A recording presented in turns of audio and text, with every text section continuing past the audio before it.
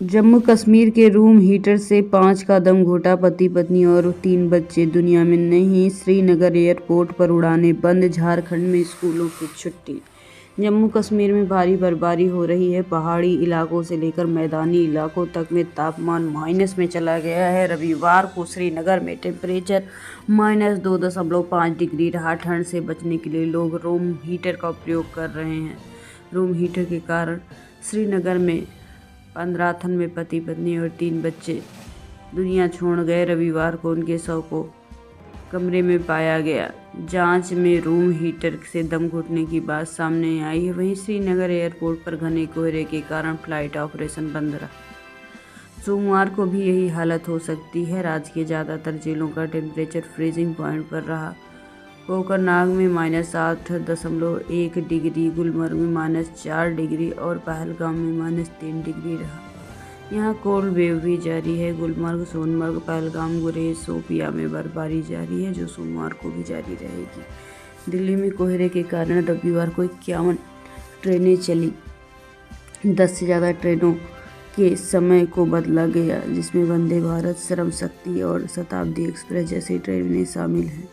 Zero visibility के कारण 100 flight jet रही, 7 हुई कैंसिल। सोमवार को दिल्ली एनसीआर में हो सकती है बारिश। रविवार को AQI शाम 4 बजे 339 और शाम 5 बजे 335 हो गया। हवा में सुधार के बाद गैप 3 तत्काल प्रभाव से हटा दिया गया। ऐसे में सभी निर्माण गतिविधियों पर प्रतिबंध है। गैर जरूरी ट्रकों का प्रवेश और 5वीं कक्षा तक भी रोक हटाई गई है।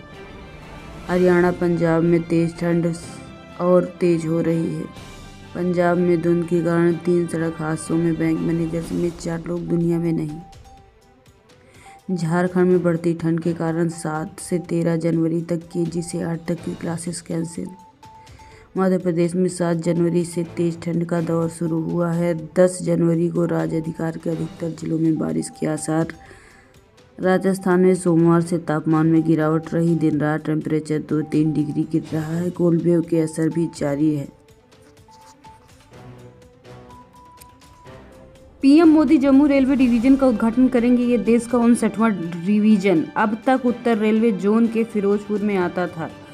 प्रधानमंत्री नरेंद्र मोदी ने सोमवार को वीडियो कॉन्फ्रेंस के जरिए जम्मू कश्मीर के नए रेलवे डिवीजन का उद्घाटन करेंगे। इसके साथ ही वे रेलवे पुल से जुड़ी कई परियोजनाओं का लोकार्पण और शिलान्यास करेंगे। ये डिवीजन अब तक फिरोजपुर में आता था, जो कि उत्तर जोन में था। अब ये जम्मू डिवीजन कहा जाएगा। ये देश का 59वां डिवीजन होगा। अभी देश में रेलवे में कुल 17 जोन और 68 डिवीजन हैं। इस देश के केंद्रीय मंत्री जितेंद्र सिंह ने कहा कि ये गर्व और खुशी की बात है कि पीएम मोदी नए जम्मू रेलवे मंडल का उद्घाटन करेंगे। इसकी मांग लंबे समय से हो रही है। इसके जरिए कश्मीर घाटी को बाकी भारत से जोड़ा जाएगा। प्रधानमंत्री नरेंद्र मोदी ने दिल्ली के रोहिणी में जापानी पार्क में रैली को संबोधित किया। इसके बाद पूर्व सीएम केजरीवाल ने प्रेस कॉन्फ्रेंस की। प्रधानमंत्री नरेंद्र मोदी ने दिल्ली के रोहिणी परिवर्तन रैली संबोधित की। उन्होंने दिल्ली की आप सरकार को एक बार फिर आपदा सरकार कह दिया। केजरीवाल को दिल्ली प्रदूषण, शराब घोटाले, स्कूल घोटाले, शीश महल जैसे मुद्दों पर घेरा।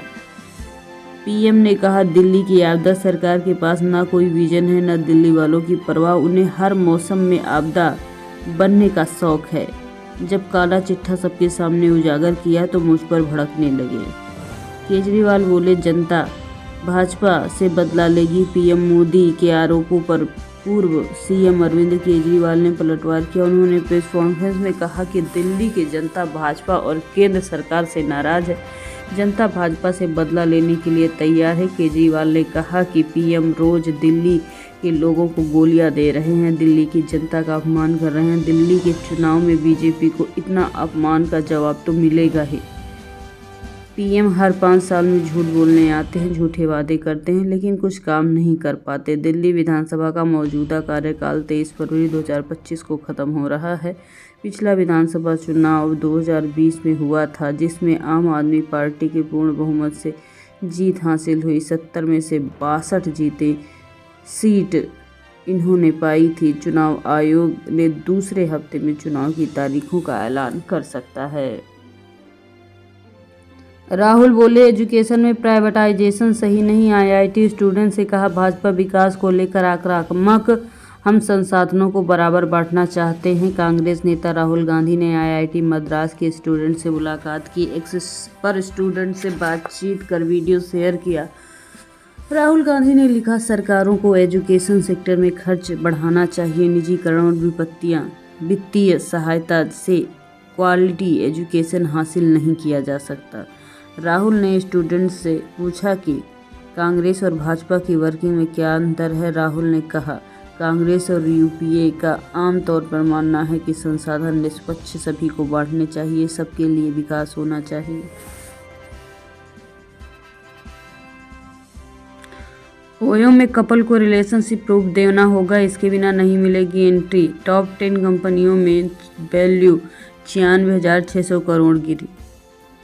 कल की बड़ी खबर में ओयो चेन सर्विस प्रोवाइडर करने वाली ओयो से जुड़ी है। अब ओयो जाने वाले कपल को चेक इन के लिए अपने रिश्ते का सर्टिफिकेट देना होगा। बुकिंग चाहे ऑनलाइन हो या सीधे होटल में जाकर की गई हो, सभी ग्राहकों को ये दस्तावेज मांगे गए हैं। वहीं मार्केट वैल्यूएशन के लिहाज से देश में टॉप 10 कंपनियों में से 4 की वैल्यूएशन पिछले हफ्ते कारोबार में 96,606 करोड़ रुपए कम हुई है। इस दौरान देश का सबसे बड़ा प्राइवेट सेक्टर बैंक एचडीएफसी और आईसीआईसी बैंक को टॉप लूजर बना रहे हैं।